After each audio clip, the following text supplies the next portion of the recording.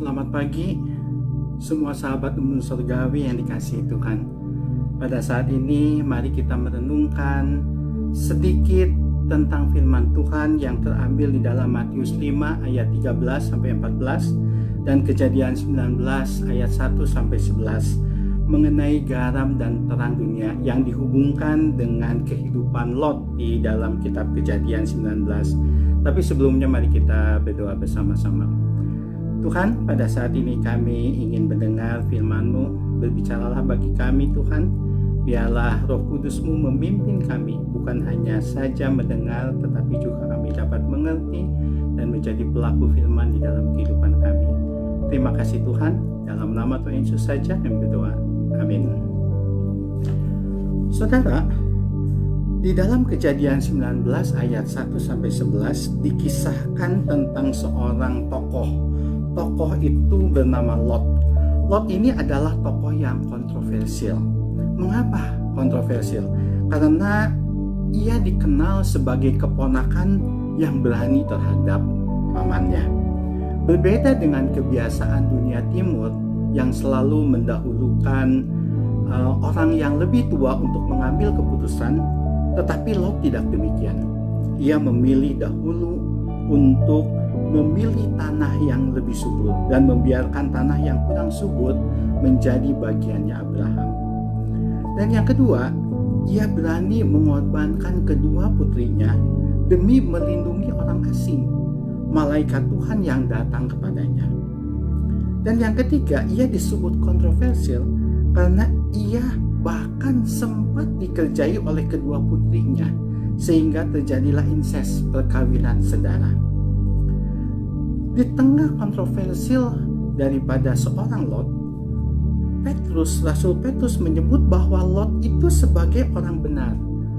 Kalau kita lihat di dalam 2 Petrus 2 ayat 7-8, dikatakan bahwa Lot sangat menderita dan Lot sangat tersiksa melihat perbuatan orang-orang Sodom. Karena dibanding dengan kebanyakan orang Sodom lainnya, jelas Lot hidup berbeda. Ia tidak mengikuti dosa-dosa mereka. Itulah sebabnya Tuhan menyelamatkan Lot dan kedua anaknya. Namun, di dalam kehidupan keluarganya, ada persoalan serius yang terjadi dengan Lot. Lot hidup benar, tetapi ia tidak memberikan dampak yang benar kepada keluarga dan juga lingkungannya. Ketika akhirnya kota Sodom dihancurkan, mereka melarikan diri. Istri Lot seakan-akan tidak rela meninggalkan rumahnya, kekayaannya, dan semua kenangan-kenangan di kota Sodom. Ia akhirnya menoleh ke belakang. Padahal ia tidak boleh menoleh ke belakang, sehingga ia menjadi tiang garam. Jadi selama ini ternyata istri Lot lah yang ngotot untuk bertahan tinggal di kota yang fasik itu. Sayangnya, Lot sebagai imam tidak dapat mempengaruhi bahkan istrinya sekalipun. Demikian juga dengan kedua anaknya. Lot gagal mendidik mereka menjadi pribadi-pribadi yang beradab. Saudara, kesaksian, kesalehan bukan perkara yang stagnasi. Kesalehan itu bukan perkara yang berhenti di satu titik pada hidup seseorang bersama dengan Tuhan. Kesalehan sejati dimulai dari hubungan pribadi dengan Tuhan, tetapi harus berdampak konkret bagi lingkungan sekitarnya. Dengan kata lain, kesaksian yang tertutup dan yang tidak berdampak adalah kesalehan yang gagal. Karena kesalehan itu hanya membawa dirinya sendiri kepada Allah. Sedangkan Tuhan mengatakan bahwa kita adalah garam dan terang dunia. Seperti ada di dalam kitab Matius 5 ayat 13-14. Garam yang disimpan lama-kelamaan akan menjadi tawar. pada zaman dulu pembuatan garam tidak semurni sekarang, sehingga dengan pengaruh oksidasi lama-kelamaan garam itu akan menjadi tawar. Pelita yang ditutupi gantang, cahayanya tidak akan terlihat, bahkan apinya pun akan padam. Jadi kesalehan yang tidak berdampak adalah kesalehan yang gagal dan akan menjadi barang basi. Inilah yang terjadi dalam kehidupan Lot. Dia dikatakan orang yang benar, tetapi dia tidak berdampak kepada orang-orang sekitarnya, bahkan kepada keluarganya sekalipun. Saudara,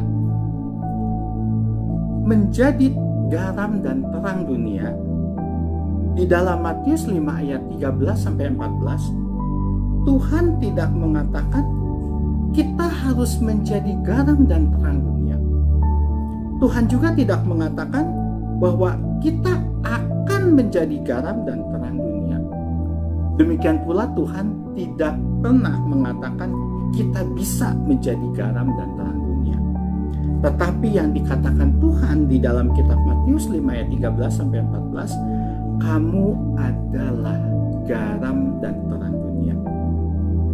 Jadi bukan harus menjadi, akan menjadi, bisa menjadi, tetapi Tuhan mengatakan kamu adalah garam dan terang dunia. Ini artinya apa?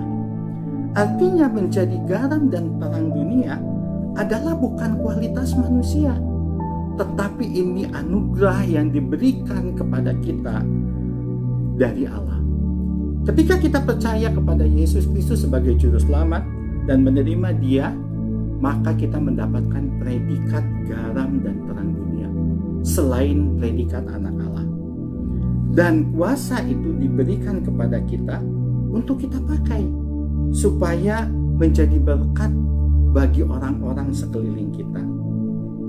Jadi saudara, marilah kita gunakan predikat ini, predikat garam dan terang dunia yang sudah kita punyai, supaya garam dunia akan menjadi berkat bagi orang-orang di sekitar kita. Dan terang dunia yang ada di dalam diri kita akan menerangi sekitar orang-orang di sekitar kita, agar nama Allah dipermuliakan. Maukah saudara menjadi garam dan terang dunia yang berdampak bagi banyak orang dan untuk memuliakan nama Tuhan? Ini menjadi pertanyaan bagi kita masing-masing di dalam kehidupan kita.